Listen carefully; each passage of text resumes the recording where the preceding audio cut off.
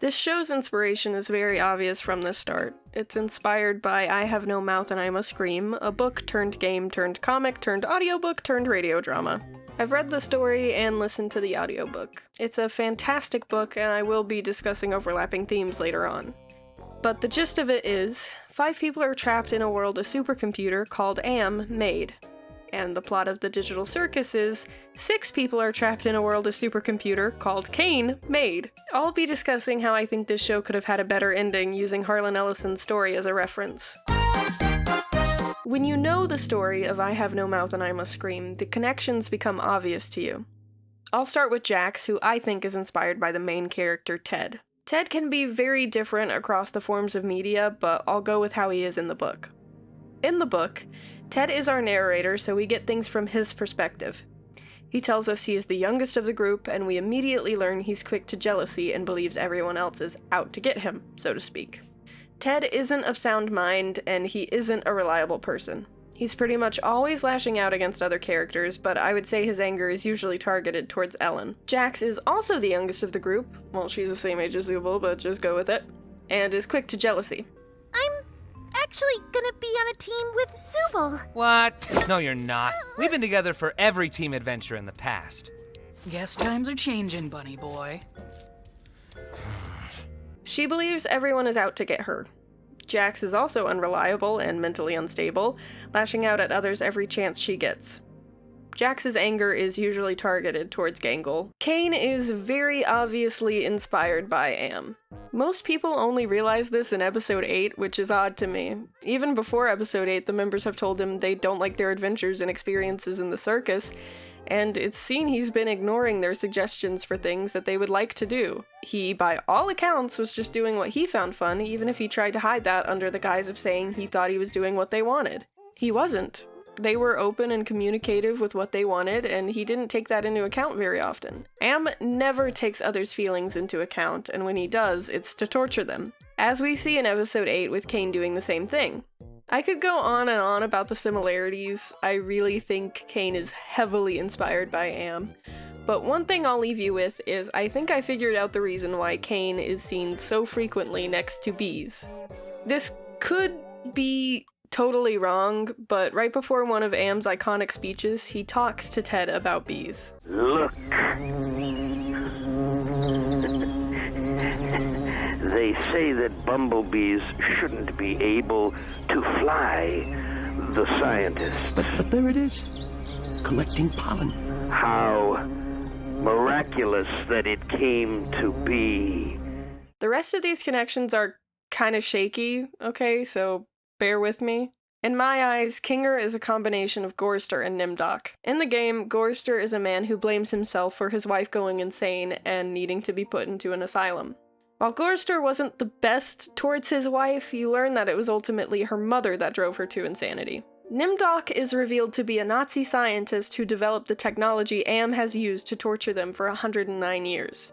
Kinger lost his wife to abstraction, which we can likely conclude is some form of mental illness, or at least, you get very mentally ill before abstracting.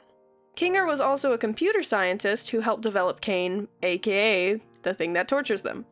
I think parts of Zubul's story are inspired by Benny. Benny was a very handsome college professor who was mutilated by Am into becoming a dumb, ape-like creature. Zubul very openly deals with dysmorphia and dysphoria in the show. Their body was made or designed by Kane, technically a program he created, but same diff, and he made them a ridiculous-looking toy with interchangeable parts. The key difference is Zubul has some control over their body by being able to switch parts, whereas Benny has no control. But I'd argue Zubul doesn't have very much control.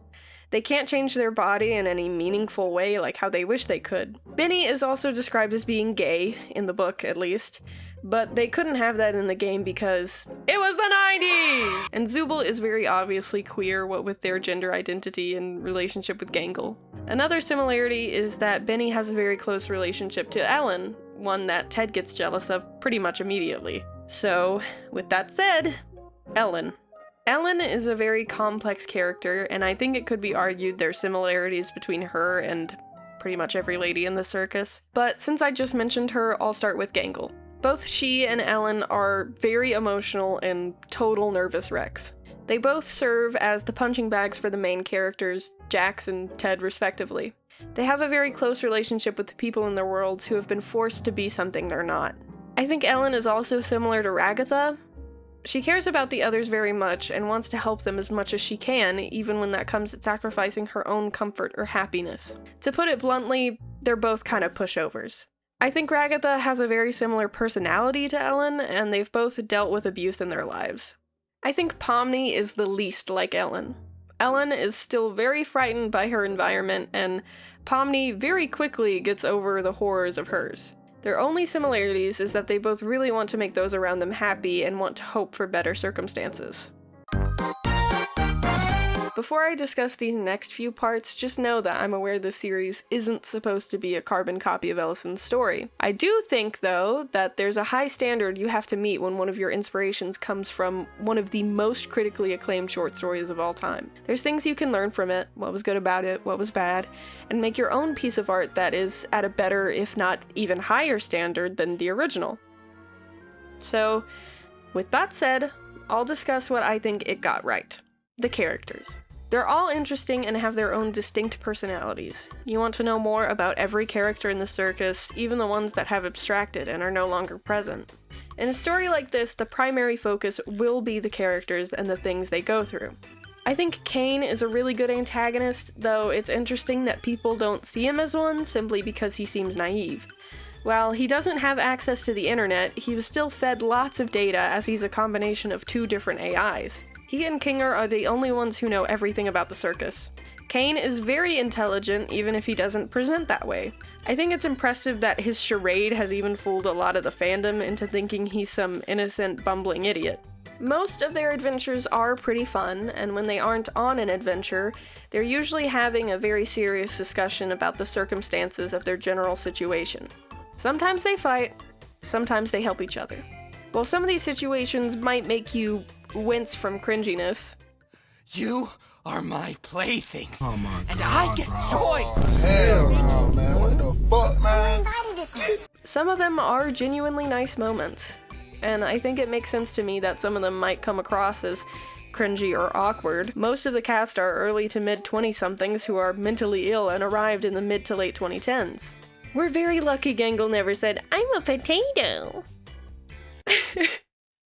Jesus. The animation is really impressive. They're not afraid to play around with expressions or cartoony exaggerations of things, despite it being 3D instead of 2D. I chalk this up to the fact that gooseworx is a 2D artist and the director of the show, as well as a storyboarder for it. The animators are all very talented, and the rendering gets better and better over time in the series. I think there's also model improvements in the series as well, but I mean, I don't know, I'm not paying that close attention. I'll get the biggest gripe out of the way. Soma theory. If you don't know, Soma is a game where... Okay, I actually don't know shit about Soma besides the main plotline, so call me LARP LARP LARP Sahor or whatever, but I'm not gonna research Soma for 18 hours when the main thing you need to know is this. You, the player of Soma, realize you, and I think everyone around you, are just copies of real people who have long since passed. You're nothing but memory banks, brain scans. You're not human like you were led to believe. You're just ones and zeros like all the other technology around you. This is hinted at being the case for the circus in episode 8 when Kinger is coding and there's a folder called neural scans. I'm sure some of you will say there were other hints before then, and while there very well could have been, I think that was the biggest in-your-face hint. There are so many problems with this theory being canon to the series. This does not lead to a satisfying ending. There is no satisfying ending you can make for this. Because everything the characters have experienced is now fake, as Jax originally thought, despite it being a big deal in episode 8 that she began to see all of this as real. But she was right in her initial thought. None of this is real. And nothing they do truly matters here. Even they aren't real. Now, I don't believe all stories need a satisfying ending. Some can have bittersweet endings, or even bad endings, but still be satisfying as a story. For example, Soma theory could remain true, but we could have a callback scene to all of them realizing their eternity in this digital hellscape, just like the first episode, where all of them stare off into nothingness, full of dread. But because of the pacing of the final episode, we don't get to have that. We don't get this existential horror of them realizing they aren't real like Gummy Goo did. They're just okay with it. Ragatha is upset by it for a moment, but everyone gets over it so quickly. Even Kinger, the guy who's been here since 1999? He's been here nearly 20 years and is just fine that he's not a real human? I've seen a lot of people take issue with the idea that they should have been real people because it would have been unrealistic, or that they would have been corpses by now. However, I don't know how an AI supercomputer being powered by God knows what in an abandoned building, being able to perfectly replicate and scan brains via a headset, is realistic. In I Have No Mouth, the characters are practically immortal simply because the computer has that much power. In the game, it's elaborated on that Nimdok was a scientist who discovered how to preserve life in this way. I think it could have made just as much sense if the VR headset was able to put them in a comatose state and keep them alive somehow. I think that's how most people assumed this worked, at least at first. But it also could have been interesting to toy with the idea that some of them were dead and rotting in that building because they weren't able to find the escape, but the younger ones might still have time to come out alive. There's hundreds of different ways this could have gone, all of which I find more interesting than what we got.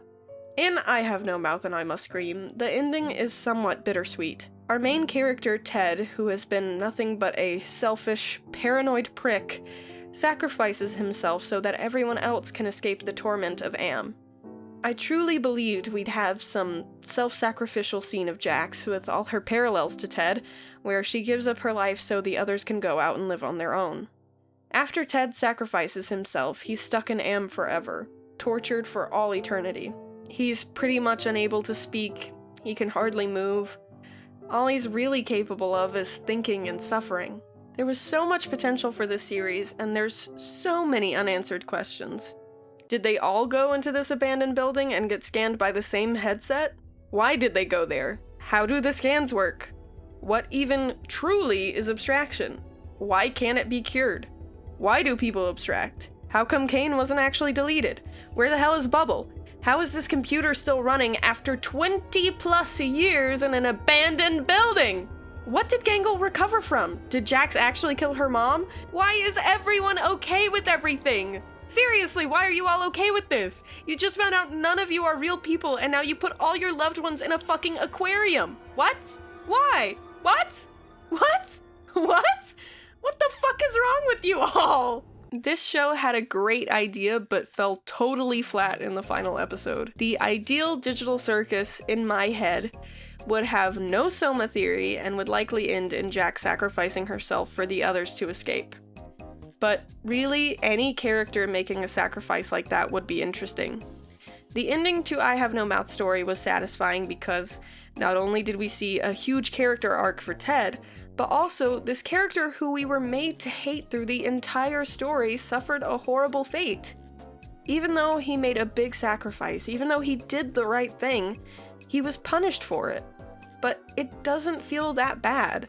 With all the bad things he's done, it feels like a punishment is in order. It's bittersweet. It's satisfying to know that everyone else in the Earth's core got to escape Am's torture. It's satisfying that Ted finally did a good thing, but it's upsetting that their only escape was death, that Ted's only punished after he does something good for the first time. It's a good ending, not because everyone's happy, but because it makes narrative sense. Gee, I wish someone learned that lesson from the book.